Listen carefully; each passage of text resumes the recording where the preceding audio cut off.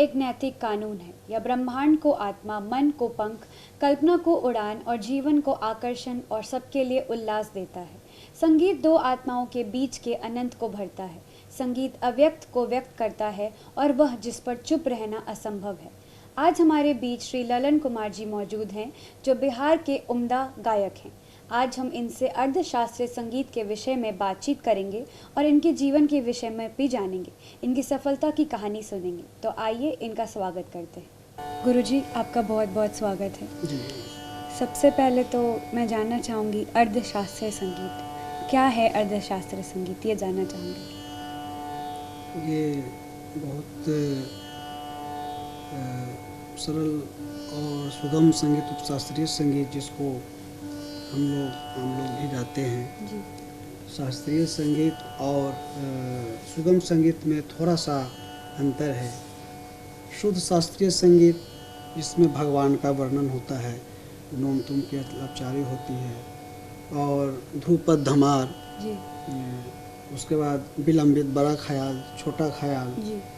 तो ये सब स्वतंत्र गायकी है, जिसमें साधक अपना जो साधना के द्वारा जो कुछ प्राप्त करता है वो चीज़ अपने गले के द्वारा या अपना अनुभव लोगों के बीच में रखते हैं ये। लेकिन जैसे आप बात करें अर्थ शास्त्रीय संगीत जी, तो उसमें क्या है कि वो फिक्स होता है, 3 मिनट 4 मिनट का कंपोजिशन होती है, जिसमें आम लोग भी इंटरटेन कर सकते हैं। और शास्त्रीय संगीत में थोड़ा धैर्य, पेशेंस कुछ रखना पड़ता है। तो सुगम संगीत में ठुमरी, गज़ल, भजन, लाइट, सेमी क्लासिकल सॉन्ग, जैसे लता जी का, रफ़ी साहब का, कुछ ऐसे राग पे आधारित जी है ना। कुछ गाने ऐसे हैं जैसे मन तरपत हरिदर्शन को आज, राग मालकौंस, फिर झनक झनक तोरी बाजी पे लिया, दाग दरबारी। तो ये सब क्लासिकल राग पे आधारित है। तो ये सेमी क्लासिकल हम लोग कह सकते हैं इसको। तो आम लोग भी इसको सुन करके ये समझते हैं कि क्लासिकल ऐसा होता है।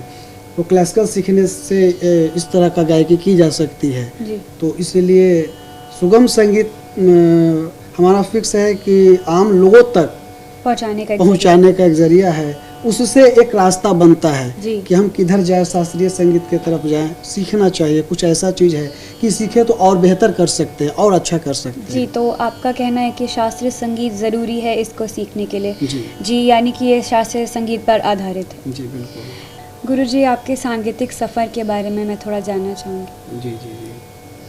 वो मैं बचपन जब से होश संभाला, उस समय टीवी चैनल वगैरह कुछ ऐसा था नहीं, उसका प्रचार नहीं था।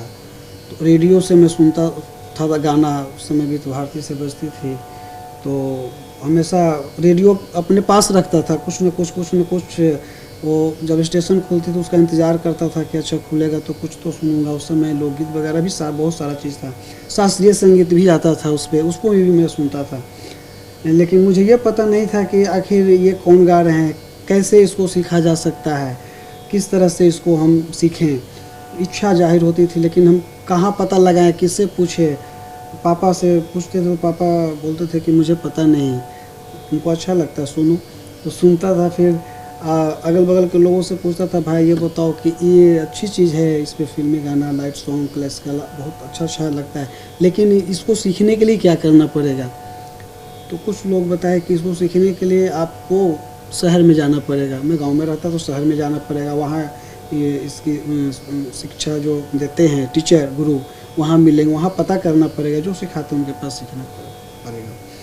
तो पापा से मैं जब बताया कि पापा ऐसा बात है तो इसको कैसे सीखें, तो पापा बोलते नहीं, पढ़ाई लिखाई पर फोकस करो, पढ़ाई लिखाई पे ध्यान देना, संगीत अभी नहीं सीख रहा, इससे कुछ हो जा रहा है। क्योंकि पहले का सोच भी तो कुछ अलग थी ना जी। तो लोगों की सोच थी, तो उसके अनुसार गाँव का जैसा ख्याल आता उसके अनुसार। तो फिर पापा से मैं बहुत जिद किया, मम्मी से बोले कि माँ ऐसा बात है। तो पापा से बातचीत करके फिर पापा बहुत दिन तक ये सुने, तो फिर तो अच्छा ठीक। तो पढ़ाने का ख्याल से बोला है मुझे शहर पटना। अच्छा। और रेंट ले करके, रूम रेंट पे ले करके वो रहने लगे।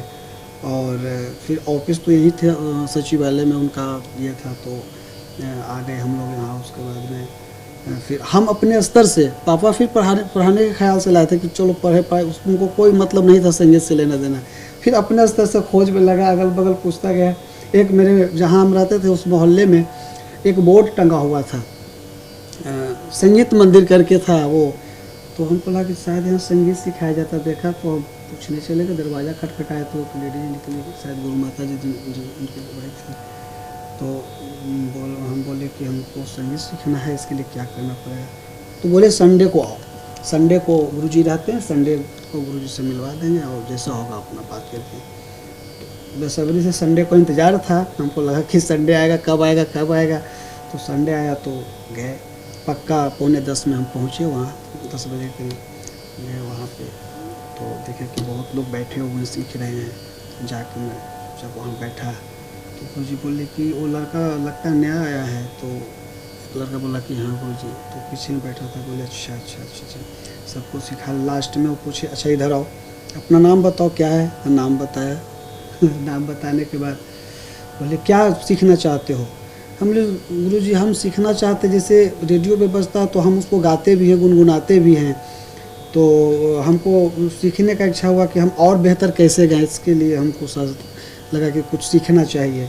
तो मुझे पता नहीं क्या सीखने से क्या होता है। तो उन्होंने बताया कि शास्त्रीय संगीत ऐसा है जो सीखने से हर तरह का मतलब चीज़ को गाया जा सकता है, लाइट सॉन्ग, गज़ल, भजन, सारा चीज़। तो बोले ठीक है सिखाऊं। तो मैं एक शर्त पे, पहले तुमको सुनाना पड़ेगा, कुछ तो सुनाना पड़ेगा। तो मुझे एक पुराना गाना याद था, वो सुनते रहता था, तो एक दो लाइन याद था, सुनाया। रफ़ी साहब का गाना था, वो सुनाया। तो बोले आवाज़ तो बहुत अच्छी है, उनको सीखना चाहिए, ठीक है ना। 75 रुपया फीस था, 75 रुपीज़ फीस था। बोले 75 रुपया फ़ी है, आप एडमिशन लो यहाँ पे आकर के और सीखना शुरू कर दो। फिर गुरुजी ही हारमोनियम हमको खरीदवाए। वहाँ पे गए तो फिर एक सेकेंड हैंड बाजा खरीदवा के दिए इस पे। अच्छा। वहाँ से मेरा ये सफ़र शुरू हुआ, सीखना शुरू हुआ। काफ़ी दिलचस्प थी आपकी जी, कहानी। जी। और गुरुजी के पास जाने के लिए भी आपको वेट करना पड़ा और फिर आपको संडे का इंतज़ार करना फिर मिला।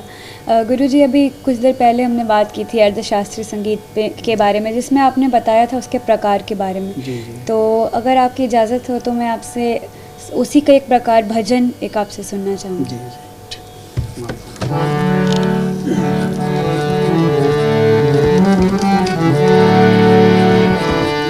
सा गा मा गा सा गा मा प नि सा सा नि प म प ग म ग सा नि सा गा मा गा। गिरधर तेरी गिरधर तेरी मधुर मुरलिया, कब तक मन बहलाएगी। यशोमती रोके बीच डगरिया, यशोमती रोके बीच डगरिया, तब अखियाँ शर्माएगी। गिरधर तेरी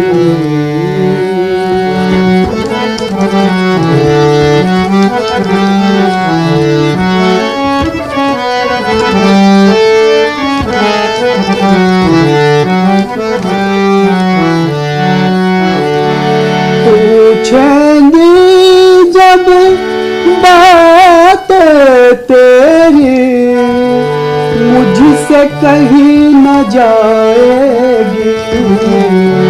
पूछेंगी जब बात तेरी, मुझसे कहीं न जाएगी।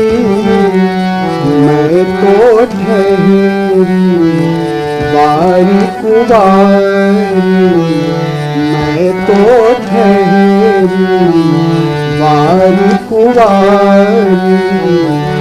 दुनिया खुद उठाएगी। गिरधर तेरी, गिरधर तेरी।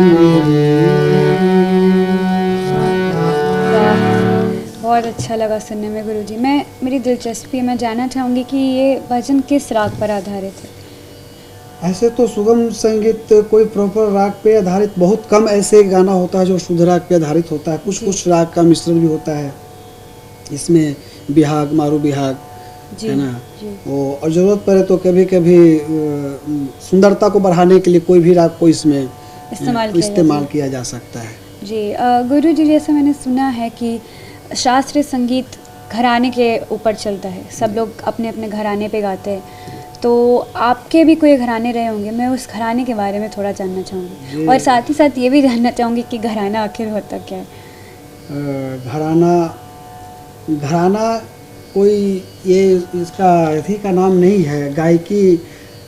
जैसे कि अगर हम सीख रहे हैं शास्त्रीय संगीत जी, कुछ शास्त्रीय संगीत में कुछ अच्छा ऐसा अपने अंदर से कुछ ऐसा किया जो सिर्फ मैं कर सकता हूँ, कोई और नहीं कर सकता, वो मेरी खास चीज़ हो गई है ना। उसको पहचान देने के लिए मैं अपने नाम से भी घराना रख सकता हूँ, ललन कुमार घराना, ललन घराना। आज लता जी का भी घराना, मंगेशकर घराना आज है ना, जयपुर घराना है, गया घराना है, पटना घराना भी अब आ गया। तो जो उम्दा कलाकार होते हैं, जो साधक होते हैं, तो कुछ कुछ जो उन्होंने उपज किया, कुछ कुछ नया चीज़ किया, तो उस चीज़ को एक ख़ास चीज़ दे के घराना का नाम रख दिया, है ना। लेकिन पहले जो घराना, जो आप मेरी घराने की बात है तो ग्वालियर घराना, इसमें चौमुखी विद्या गाई जाती है, मतलब हर तरह के गज़ल, भजन, ठुमरी, टप्पा, सारा चीज़ इसमें आता है। तो ग्वालियर घराने, कुछ कुछ पटियाला घराना भी कुछ कुछ कभी कभी मिला मुझे सीखने को, लेकिन ऐसे मेरा ग्वालियर घराने से ये रहा है शुरू से, तो मैं ग्वालियर घराने से अपना। जी, अभी आपने जिक्र किया ठुमरी का, तो मैं जानना चाहूँगी कि ठुमरी क्या है, और अगर आपकी इजाज़त हो तो आपसे एक ठुमरी सुनना चाहूँगी। जी, ठुमरी ख्याल का एक अंग है, छोटा ख्याल का एक अंग है, जो वो श्रृंगार रस प्रधान बहुत सारी बातें उसमें होती है। तो ठुमरी में ठुमक ठुमक पे जो काम किया जाता है, मुड़की का, खटका का, मिंड का, ये सब का बहुत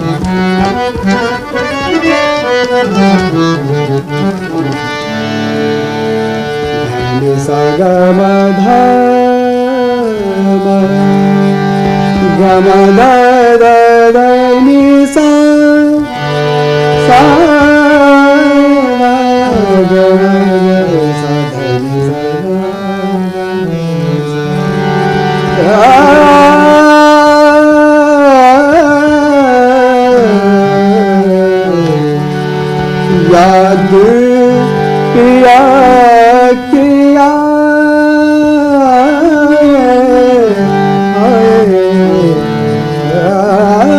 पिया, याद याद याद पिया किया, ये दुख सहना जाए, याद किया किया, याद किया किया।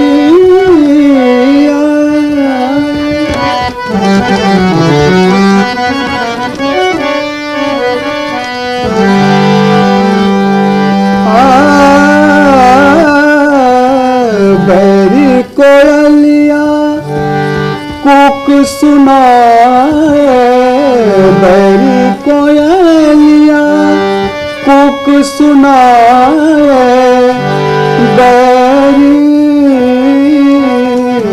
कोयलिया,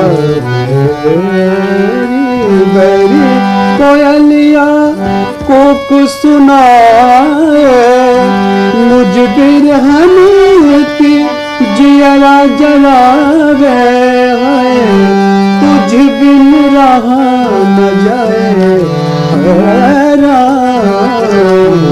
याद पिया किया, पिया किया, पिया किया।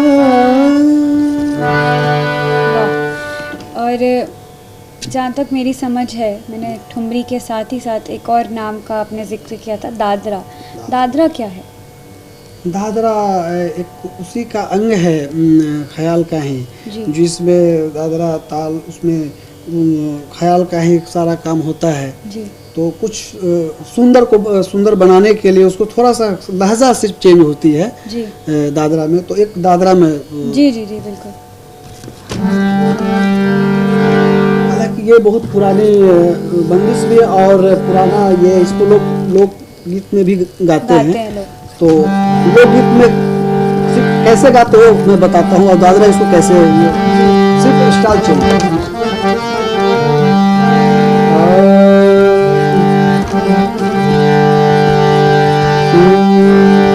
बिंदिया बिंदिया बिंदिया ले गई हमारे मछलिया, बिंदिया बिंदिया बिंदिया ले गई हमारे मछलिया, हमारे मछलिया, सानी साधनी रे रे गम पग मरे गरे, सानी साधनी रे सा, बिंदिया ले गई हमारे मछलिया, जाए कहो कोई छोटका डगर से,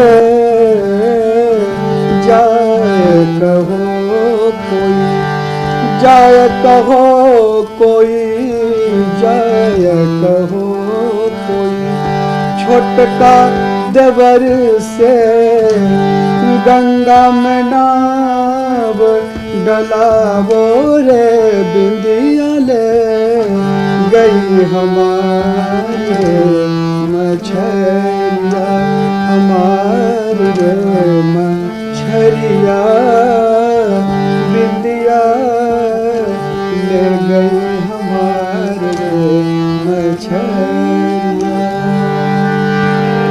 अब इसको लोग गाते हैं भोजपुरी में कैसे लोग, नदिया किनारे गोरी ठार रे, बिंदिया ले गई मछलिया, नदिया किनारे गोरी ठार रे, बिंदिया ले गई मछलिया, ले गई मछलिया, बिंदिया ले गई मछलिया, ले गई मछलिया, बिंदिया ले गई मछलिया, नदिया किनारे गोरी ठार रे, बिंदिया ले गई मछलिया।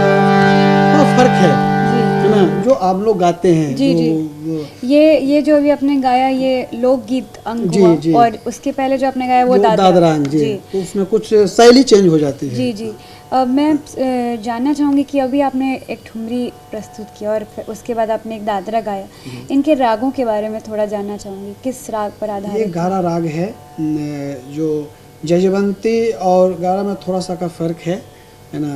गारा राग है जो जजवंती से बहुत बिल्कुल मिलता जुलता है जी। लगता है कि जजवंती है, लेकिन ऐसा है नहीं, है ना। सा ने सा रे रे ग रे सा रे ग मा प ग म रे ग रे ने सा रे। तो ये जजवंती का छंद आता है, गारा का अलग है, थोड़ा सा मिलता जुलता, एक एक स्वर से अंतर होता है, स्वर का लगाने का तरीका से वो। जी जी, और मुझे खुद भी नई चीज़ सीखने को मिली इस गारा राग के बारे में, तो मैंने पहली बार सुना है। मुझे लगता है प्रसिद्ध राग नहीं है ये। नहीं, ये अप्रचलित राग है। जी जी। गुरुजी, हमारे संगीत में गुरु की बहुत महत्व है, इसीलिए हम अभी भी गुरु पूर्णिमा मनाते हैं, और हमारे यहाँ गुरु का पैर छूते हैं लोग, और जो पढ़ाई में नहीं होता, पढ़ाई में गुरु को टीचर या सर के रूप में बोला जाता है। तो हमारे इस परंपरा के बारे में आपसे मैं थोड़ा जानना चाहूँगी। गुरु से इस परंपरा तो एक भगवान और भक्त का रहा है, जो कि एक दूसरे से जोड़ता है जी, जोड़ता है। ठीक है, गुरु का मतलब गुरु ब्रह्मा गुरु विष्णु गुरु देवो महेश्वर गुरु साक्षात पर ब्रह्म तस्मै श्री गुरु नमः। गुरु से बड़ा स्थान किसी का हो नहीं सकता है। वो जो शिव के पास पहुंचाता है, ब्रह्म तक पहुंचाता है, निराकार को जो दिखलाता है, तो वो है गुरु। और जिस रास्ते पे शिष्य अपना कदम पे कदम बढ़ाए चला जाता है गुरु के पीछे पीछे, वो गुरु शिष्य परंपरा एक दूसरे से जोड़ता है, तार को जोड़ता है और उसमें लीन करता है जी। गुरुजी, मैं जानना चाहूँगी आपके उस वक्त के बारे में जिस वक्त आपको संगीत करने के लिए या संगीत अपने अंदर लाने के लिए काफ़ी स्ट्रगल करनी पड़ी होगी, तो आपके स्ट्रगल पीरियड के बारे में जानना चाहूँगी। जी, ऐसा है कि फादर हमारे तो बहुत मतलब नीचे पोस्ट पे थे और बहुत ज़्यादा बड़े घर से हम नहीं थे। उस समय बड़े बड़े गुरु का नाम जब मैं सुनता था, जिस समय सीख रहा था, तो लोग बोलते थे कि वहाँ सीखने के तुमको इतना पैसा खर्चा करना पड़ेगा, इतना देना पड़ेगा। तो पैकेट अलाउ नहीं करता था। तो क्या करता था कि जब कहीं बड़े बड़े आर्टिस्टों का प्रोग्राम होता था जी। तो सुनता था कि यहाँ लक्ष्मण महाराज जी आ रहे हैं, यहाँ पे छन्नूलाल मिश्रा जी आ रहे हैं, तो किशन महाराज आ रहे हैं। तो वो उस प्रोग्राम को देखने के लिए मैं रात में साइकिल से चला जाता था और रात भर बैठ के देखता था, कुछ तो सीखने को मिलेगा। बड़े नहीं जा सकते हैं, मेरे पास उतना पैसा नहीं है, लेकिन बैठ के सुन सकते, सीख सकते, कुछ जो श्रद्धा थी मेरे अंदर। तो जैसे जैसे बढ़ता गया, बड़े बड़े कलाकारों को सुनता गया और पैर छू के प्रणाम करना, पहचाने चाहे नहीं पहचाने, लेकिन उनको पैर छू के प्रणाम करते थे। जब आते थे तो उस भीड़ में पहचानते नहीं कौन पैर छू रहा है, कौन नहीं छू रहा है। बैठ गया सुनने के लिए, रात भर सुना। फिर पूछता था भाई इससे सीखने के लिए क्या करना पड़ेगा, तो बताया कि तो बनारस जाना, बनारस रहते हैं। अब बनारस जाना तो कैसे जाना, मेरे पास पैसा नहीं, कैसे जाऊँ, सीखना तो कैसे। तो उस समय अर्थ का प्रॉब्लम था, पैसे की प्रॉब्लम थी। तो जब मैं ये समझ गया कि कुछ पैसा सबसे ज़्यादा ज़रूरी है, तो मैं रफ़ी साहब का बचपन से सुनता था जी। गाने लगा, तो ऑर्केस्ट्रा ज्वाइन किया। ऑर्केस्ट्रा में फिल्मी गाना गाने लगा और 50 रुपया कहीं 100 रुपया ऐसे मुझे मिलता था, बहुत पहले की बात बता रहा हूँ। तो कोई 200 भी दे देता, चला जाता था कि पैसा जमा करूँगा तो चले जाऊँगा सीखने के लिए। तब तो कोई कैसेट खरीदूँगा, तानपुरा खरीदूँगा, ये सब श्रद्धा थी मेरे अंदर। और उसी के चलते प्रोग्राम में करता था। अच्छी आवाज़ थी, लाइट गाता तो कहता चलो 2 गाना गाना, तुमको इतना पैसा दूँ। इस तरह जी, से काफ़ी स्ट्रगल भरा पीरियड था वो, और आज भी आप उसके ऊपर याद करते होंगे तो आपको भी लगता होगा कि कामयाब रहा, उतना स्ट्रगल भी आज आपके लिए मायने रखता है, और आज उसके बदौलत ही आप यहाँ तक पहुँचने का आपको मौका मिला। गुरुजी, मैं बढ़ना चाहूँगी अब अगले प्रकार की ओर, और जैसा कि आपने जिक्र किया था गज़ल का, तो मैं आपसे जानना चाहूँगी गज़ल क्या है, और अगर आपकी इजाज़त हो तो आपसे गज़ल भी सुनना चाहूँगी। मैं सुनाता हूँ गज़ल। मैं बेगम अख्तर जी का गज़ल जी। एक मुखड़ा कांतरा पेश, जो मुझे बहुत अच्छी लगती है। जी।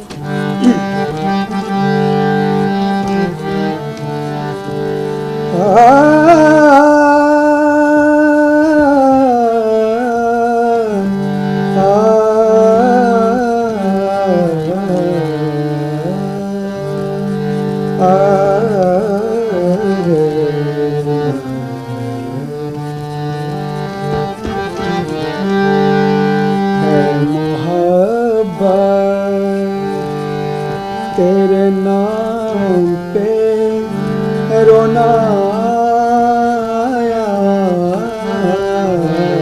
है मोहब्बत, तेरे नाम पे रोना आया है मोहब्बत, तेरे अंजाम पे रोना आया, जाने क्यों आज जाने क्यों आज तेरे नाम पे रोना आया, जाने क्यों आज तेरे नाम पे रोना आया है मोहब्बत।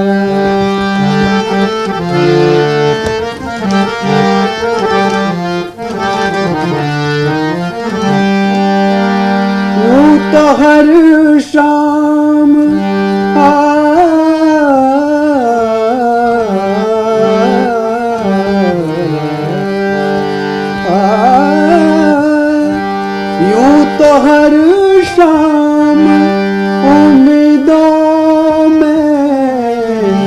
गुजर जाती थी।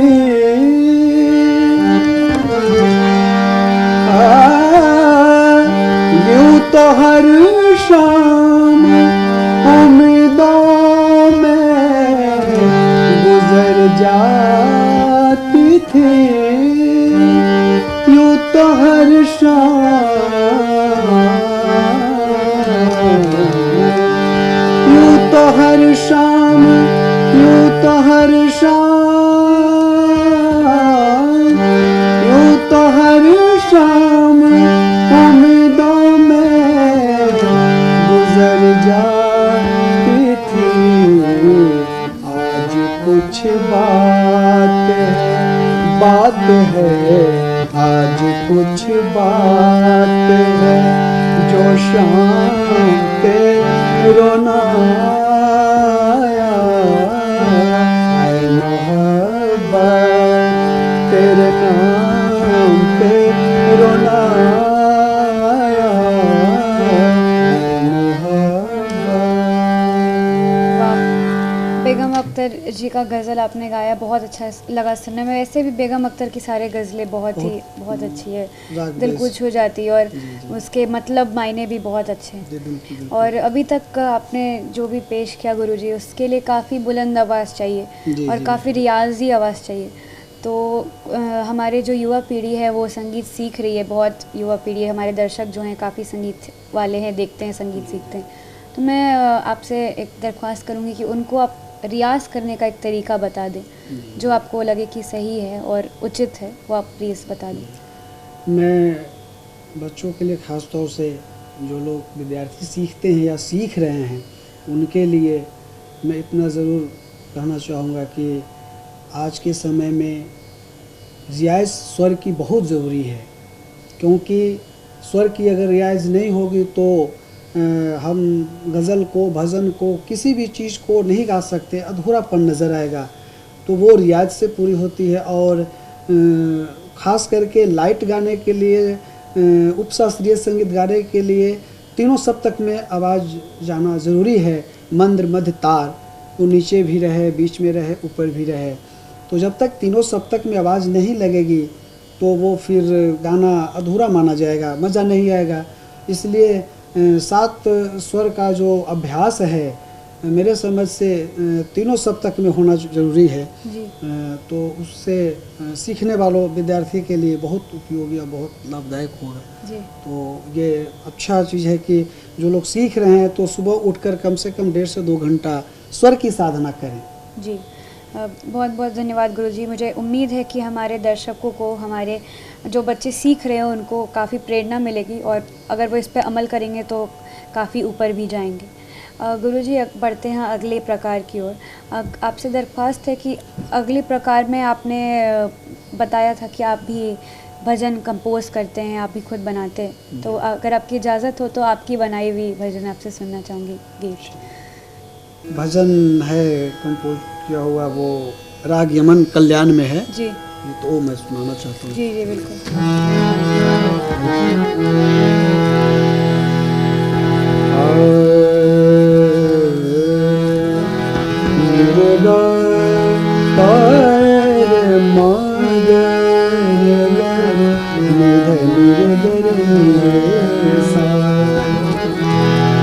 दिल में बसो तेरो नाम, दिल में बसो तेरो नाम, तेरो नाम सुबह शाम, मन में बसो तेरो नाम, दिल में बसो तेरो नाम। राम कहूँ या श्याम, दिल में बसो तेरो नाम, दिल में बसो तेरो नाम।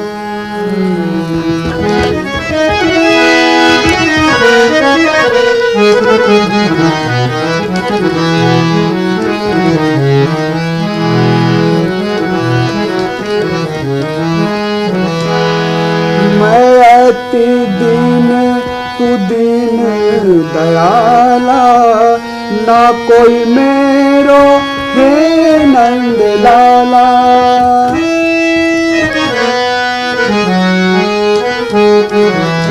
मैं अति दीन तू दीन दयाला, ना कोई मेरो हे नंद लाला। मैं तुझे देखूं तू मुझे देखे, मैं तुझे देखूं तू मुझे देखे, दूजा न हो कोई काम। दिल में बसो तेरो नाम, मन में बसो तेरो नाम, तेरो नाम सुबह शाम। दिल में बसो तेरो नाम, मन में बसो तेरो नाम।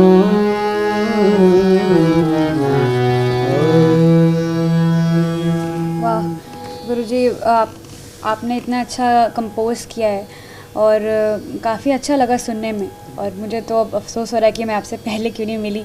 आपसे पहले मिली होती तो शायद संगीत के बारे में और भी कुछ जान पाती, पूछ पाती। हमारे पास तो वक्त की कमी है और अब वक्त हो गया है जाने का, तो आपसे गुजारिश करूँगी कि आप हमारे दर्शकों को संदेश दे दें संगीत के ऊपर। मैं यही बताना चाहता हूँ कि संगीत बहुत ही पवित्र साधना है। ये ऊपर भगवान तक पहुँचने का सरल मार्ग है। इससे सरल मार्ग कुछ हो नहीं सकता है। मैं तो कहूँगा कि किसी न किसी बहाने से कोई इंस्ट्रूमेंटल सीखे, गिटार सीखे, शास्त्रीय संगीत सीखे, जिसके अंदर जैसी टैलेंट हो उसके अनुसार एक कला से, संगीत से जुड़ना है, ठीक है ना। ताकि ये संगीत एक योग है। अगर संगीत को अगर आप साधते हैं, साधना करते हैं, तो योग को आप साध रहे हैं, एक अपने शरीर का सारा सुरक्षा कर रहे हैं। आम लोगों के बीच में भी आप मैसेज पहुंचा सकते हैं। अच्छी चीज़ को सीखना चाहिए और ख़ास करके संगीत जैसी विद्या को ग्रहण करना चाहिए। गुरु के संसर्ग में रह करके, शरण में रह करके सीखना जरूरी है। बहुत बहुत धन्यवाद गुरुजी, आपने अपने कीमती वक्त में से समय निकाला और आप यहाँ आए, हमारे साथ इस कार्यक्रम में जुड़े आप, तो उसके लिए बहुत बहुत धन्यवाद। आपको भी धन्यवाद जी। इस कार्यक्रम में इतना ही। अगर आपको ये कार्यक्रम अच्छी लगे तो इसको लाइक कीजिए, हमारे चैनल को सब्सक्राइब कीजिए। हम अगली बार आपको एक नए कलाकार से रूबरू करवाएंगे। तब तक के लिए हमें इजाज़त दीजिए। प्यार, सहयोग और समर्थन के लिए बहुत बहुत धन्यवाद। नमस्कार।